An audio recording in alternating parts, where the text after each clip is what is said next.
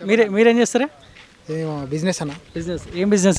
Cafe YouTube channel ఉందా మీకు? YouTube channel ఏం ప్రమోట్ చేసినట్టు? ఏం ఛానల్ ఇది? రివ్యూ రాయడు. రివ్యూ రాయడు అంటే పొలిటికల్ కంటెంట్ అయినా అన్నీ చేస్తాం. పొలిటికల్ ఇంటర్వ్యూస్ అట్లా చేస్తాం అన్నీ. ఓకే చెప్పండి అన్న. మీరే ఇంటర్వ్యూ చేస్తారా? మేమే చేస్తాం. అవునా? అంటే ఇప్పుడు ఈ ఎంపీ ఎలక్షన్స్ రాబోతా ఉన్నాయి కదా, సో మీరు కూడా పబ్లిక్లో తిరుగుతారా?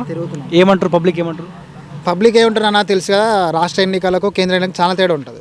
దాని కంపేర్ చేసే పరిస్థితి ఉండదు. ఎందుకంటే సెంట్రల్ గవర్నమెంట్ వేరే దృష్టి వేరే ఉంటుంది, ప్రజల లోకల్ వేరే ఉంటుంది. ఎందుకంటే స్థానికంగానేమో క్యాండిడేట్ని చూసి ఓటేసే పరిస్థితి ఉంటుంది. ఇప్పుడు సెంట్రల్ అన్నప్పుడు ఒకటే ఫేస్ ఉంటుంది మాకు. ఎవరన్నా నన్ను అభ్యర్థి మోడీ, ప్రతి ఒక్కరు కూడా అదే ఉంది మైండ్లో. ఇక్కడ క్యాండిడేట్ ఎవరు చూడట్లే. ఇప్పుడు మనం నార్కన్లో చూసుకుంటే ఎంపీ భరత్ అన్న వాళ్ళకి ఒక నెల ముందు ఎవరికి తెలియదు. కాకపోతే ఎందుకు ఇంత ప్రజల్లోకి ఇంత తొందరగా వెళ్ళాల్సి వచ్చిందంటే అది ఒక బీజేపీ నుంచి పోటీ చేస్తుంది కాబట్టి అంత ప్లస్ అయింది. ఎందుకంటే మోడీ గారి మేనియా అలా ఉంది కాబట్టి ఆయన ఒక్క ఫోటో చెప్పుకొని ఎన్నో దేశాలు కూడా, ఈవెన్ మన నార్కన్లో మన రాష్ట్రం మన దేశంగా ప్రపంచ దేశాల్లో మోడీ గారు చెప్పుకొని బతుకున్న స్టేజ్లో ఉన్నాం మనం. అలాంటి తప్పు లేదు. ఇప్పుడు కొత్త క్యాండిడేట్ అయినా అంత పాజిటివ్గా అంత ప్రజల్లోకి దూసుకెళ్తున్న కారణం అంటే ఒక బీజేపీ ప్లస్ పాయింట్ అది. కానీ అభ్యర్థి ముఖం కూడా చూడాలి, మన కోసం మాట్లాడన్న ఆలోచన కూడా మనలో రావాలి కదా.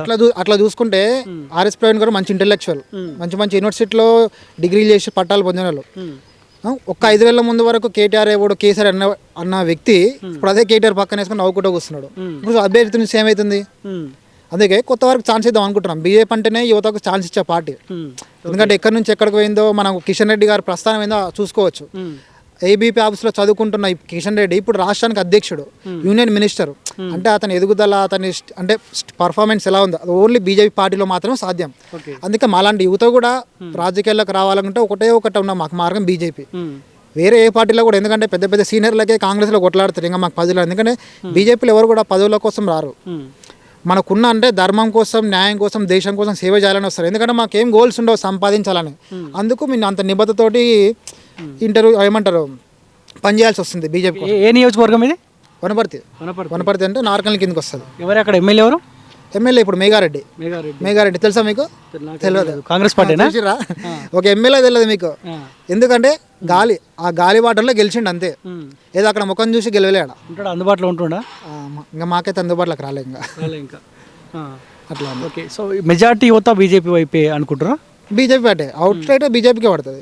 పోటీలో ఉండొచ్చు, తప్పలేదు, కానీ పోటీలో ఉంటారు వాళ్ళు కూడా. ఎందుకంటే ప్రస్తుతం అధికారంలో ఉంది కాబట్టి ఆ మాత్రం పోటీ అయిపోతే ఇంకా గలీజ్ ఉంటుంది. కానీ బీజేపీకి ఒక్క ఎమ్మెల్యే లేడు ఇక్కడ నుంచి. అదే చెప్తున్నా, వాళ్ళ ఓటు బ్యాంక్ వాళ్ళకు ఎన్నికలకు, పార్లమెంట్ ఎన్నికలకు, అసెంబ్లీ ఎన్నికలకు చాలా తేడా ఉంటుంది. దాని ఉంటుంది కాదు. ఇప్పుడు టీఆర్ఎస్ పార్టీ క్యాడర్ ఉంటుంది, వాళ్ళు టీఆర్ఎస్ పార్టీకి ఓటేస్తారు కదా. బీజేపీ నార్కల్ ఎంపీ కాన్స్టిట్యూంట్ దాదాపు 6 కాన్స్టిట్యున్సీలు.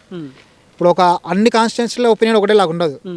ఒక్కదాన్ని చూసేటప్పుడు ఒపీనియన్ చేంజ్ చేయలేకపోవచ్చు. కానీ ఒక 6-7 కాన్స్టిట్యున్సీలో ఒక ఎంపీ క్యాండిడేట్ అయినప్పుడు ఖచ్చితంగా ఫేవర్గానే ఉంటుంది సెంట్రల్ గవర్నమెంట్. ఎందుకంటే మన ఇప్పుడు కడబడ్డ స్తంభాలకు లైట్లు కానీ, తర్వాత స్వచ్ఛ భారత్ అని, తర్వాత మరుగుదొడ్లు ఇవన్నీ చేసి ప్రజల్లోకి అందరికీ తెలుసు ఎవరేమనిస్తున్నారని కూడా. ఆయుష్మాన్ భారత్ వంటి పథకాలు కానీ ప్రతిదీ కూడా ప్రజలు గ్రామీణ ప్రాంతాల్లో కూడా బాగా వెళ్ళినాయి. మా యువత చేస్తున్న ప్రచారం కూడా అదే.